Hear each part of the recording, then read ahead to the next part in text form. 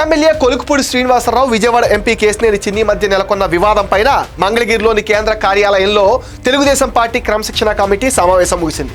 TDP రాష్ట్ర అధ్యక్షుడు పల్లా శ్రీనివాసరావుతో పాటు క్రమశిక్షణ కమిటీలోని కొనగళ్ల నారాయణరావు, వర్ల రామయ్య, ఎంఏ షరీఫ్ అండ్ పంచుమర్తి అనురాధ ఎదుట MLA Kolikapudi and MP Kesineni చిన్ని హాజరై వివరణ ఇచ్చారు.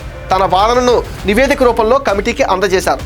సుమారు 4 గంటల పాటు సమావేశం జరిగినట్లుగా తెలుస్తోంది. 2024 ఎన్నికల్లో తనకు టికెట్ కేటాయించేందుకు ఎంపీ కేశినేని చిన్ని తన దగ్గర 5 కోట్ల రూపాయలు తీసుకున్నారని, వాటి బ్యాంకు స్టేట్మెంట్లు ఇవిగోనంటూ కొలుకుపూడి ఇటీవల తన వాట్సాప్ స్టేటస్లో పెట్టడం కలకలం రేపింది. తర్వాత మరికొన్ని వివాదాస్పద పోస్టులు సైతం తన స్టేటస్లో పెట్టారు.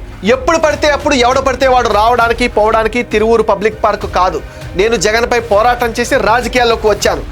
కేశిరెడ్డి, చెవిరెడ్డి ఇచ్చిన డబ్బులతో రాలేదు అంటూ వివిధ పోస్టులు పెట్టారు.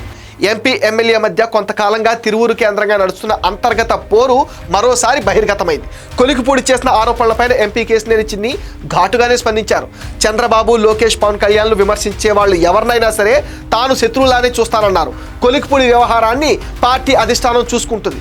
నాపై ఎవరెవరో ఏవేవో ఆరోపణలు చేస్తే ప్రజలు పార్టీ నమ్మే పరిస్థితి లేదన్నారు. పొద్దున్నే దేవినేని అవినాష్లా, మధ్యాహ్నం పేరుని నానిలా, సాయంత్రం కేశినేని నానిలా, రాత్రికి స్వామిదాసులా ఉండే క్యారెక్టర్ నాది కాదు.